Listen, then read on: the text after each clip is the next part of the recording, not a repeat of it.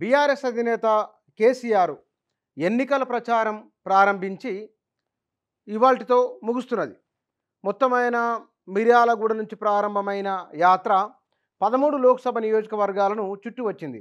Corner మీటింగులు, సభలు, ప్రజలతో ఆయన ప్రత్యక్షంగా కలవడము, క్షేత్రస్థాయిలో ఉన్న సమస్యలేవో తెలుసుకోవడము, ఇత్యాది విషయాలు మనం ఫోటోలలో, వీడియోలలో చూసినాం. దానిపైన బీఆర్ఎస్‌కు సంబంధించిన నాయకుల స్పందనలు, వారు ప్రజలలో కేసీఆర్ మాట్లాడుతున్నప్పుడు ప్రజల నుంచి వచ్చిన స్పందన, కార్నర్ మీటింగ్‌లకు హాజరైన జనాలు, ఇదంతా చూసినప్పుడు కేసీఆర్ ప్రభావం ఎట్లా ఉన్నది, ఈ లోక్సభ ఎన్నికలకు కేసీఆర్ చేసిన బస్సు యాత్ర ఎఫెక్ట్ ఉండబోతున్నదా ఏమిటి అని కొంచెం మనం లోతులోకి వెళ్ళి చూస్తే కనుక, అసెంబ్లీ ఎన్నికల్లో ఓడిపోయిన తర్వాత బీఆర్ఎస్ వెనువెంటనే ఒక 100 రోజుల వ్యవధిలో వచ్చినాయి లోక్సభ ఎన్నికలు.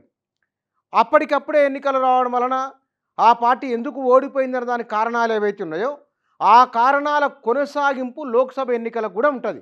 ఎందుకు? ఈ ప్రభుత్వం కాంగ్రెస్ అధికారంలోకి వచ్చి ఏడాదో 2 ఏళ్ళు అయిన తర్వాత కనుక లోక్సభ ఎన్నికలు వచ్చి ఉంటే ఆనాడు పరిస్థితి వేరుగా ఉండేది.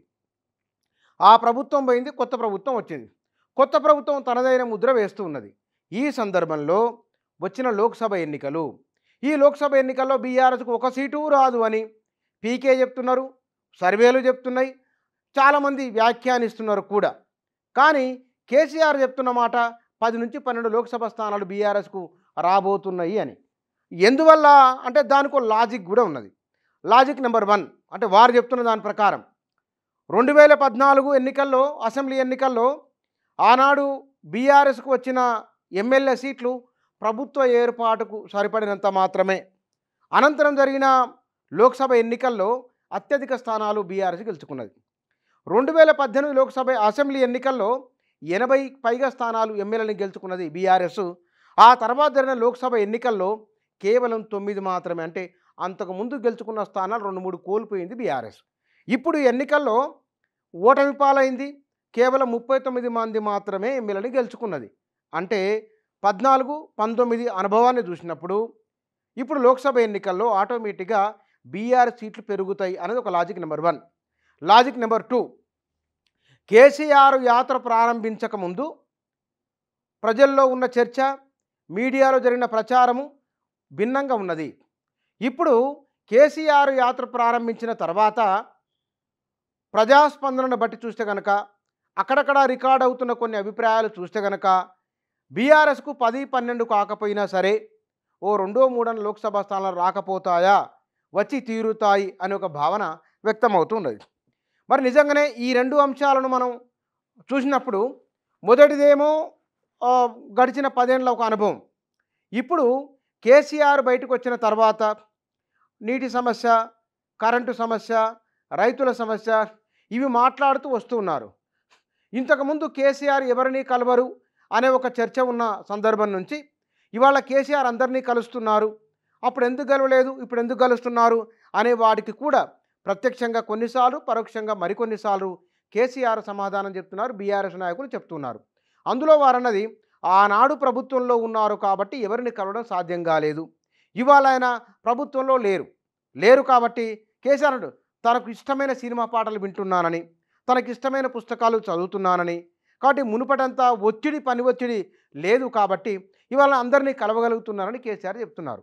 బీఆర్ఎస్ నాయకులు అదే అంటున్నారు. అంటే ఎందుకు కలవలేదో కేసీఆర్, ఎందువల్ల ప్రజలకు దూరంగా ఉన్నాడో కేసీఆర్ అనే ప్రశ్నకు కేసీఆర్ ఇప్పుడు సమాధానం ఇస్తున్నారు. ఇది ఈ యాత్ర వలన ప్రజలకు వెళ్ళిన ఒకానొక సందేశం. తర్వాత రైతు బంధు విషయాన్ని తీసుకున్నప్పుడు, రైతు రుణమాఫీ అంశాన్ని తీసుకున్నప్పుడు, ధరణి ల్యాండ్ టైటిలింగ్ చట్టాలకు సంబంధించిన అంశాలను కూడా కేసీఆర్ ప్రస్తావిస్తున్నారు. ధరణి పైన ఈ ప్రభుత్వము సమూల ప్రక్షాళన చేస్తామంటున్నది. అందులో 2.5 నుంచి 3 లక్షల దరఖాస్తులు పెండింగ్లో ఉన్నాయని చెప్తున్నది. సుమారుగా 20 లక్షల కుటుంబాలు ధరణి వలన ఇబ్బందులు ఎదుర్కొన్నాయని ప్రభుత్వం చెప్తున్నది. వాటిని కాదు అని, దాన్ని పరిష్కరించడానికి ఓ మార్గం ఉన్నదని, దాన్ని మార్చాల్సిన అవసరం లేదు అని అంశాన్ని కూడా కేసీఆర్ ఈ యాత్ర ద్వారా ప్రజలకు చెప్తున్నారు. విడిగా మీడియాలకు, టీవీ ఛానళ్లకు, ప్రముఖ తెలుగు దినపత్రికలకు వరుసగా ఇంటర్వ్యూలు ఇస్తున్నారు.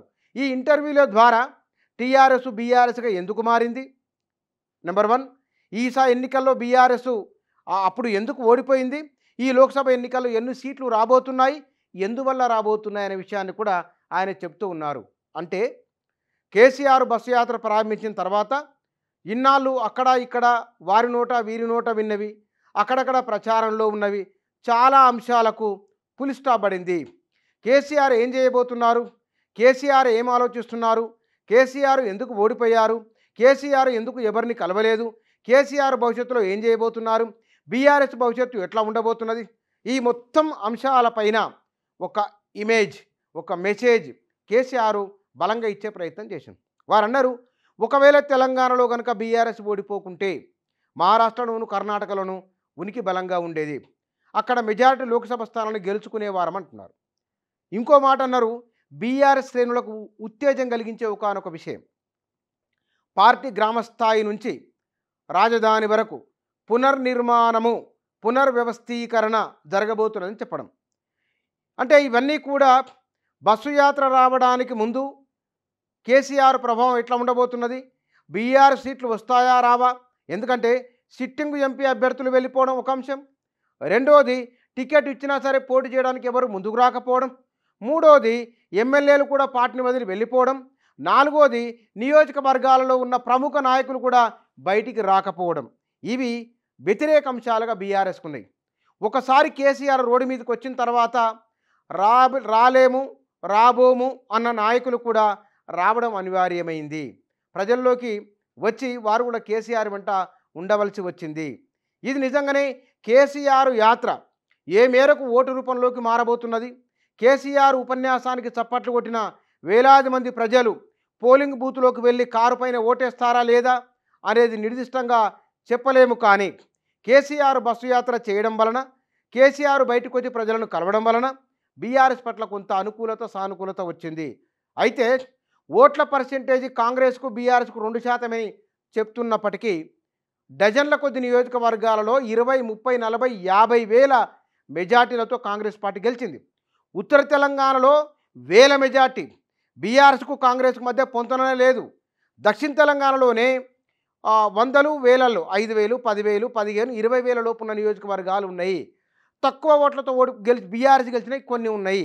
కాబట్టి ఇక్కడ ఓట్ల శాతానికంటే కూడా బీఆర్ఎస్ నాయకులు ఎవరిని కలవరని, ఎమ్మెల్యేలు ఎవరి మాట వినలేదని, ఎమ్మెల్యేల కారణంగానే బీఆర్ఎస్ ఓడిపోయిందని, ఈ అంశాలన్నీ కూడా వారి అనుమతిలోకి వచ్చినాయని కేటీఆర్, హరీష్ రావు వీరు పదే పదే చెప్తూ ఉన్నారు. అక్కడక్కడ పొరపాట్లు జరిగినాయి, సరిదిద్దుకుంటామని అంటున్నారు. ఒకవైపున ఈ ఇద్దరు నాయకులు ఉండడం, మరొక వైపున కేసీఆర్ 13 లోక్సభ నియోజకవర్గాలు, అత్యధికంగా మెదక్ లోక్సభ నియోజకవర్గంలో ఆయన కార్నర్ మీటింగ్లో పాల్గొనడము, ఇవన్నీ కూడా బీఆర్ఎస్కు ఎంతో కొంత అనుకూలించేవే.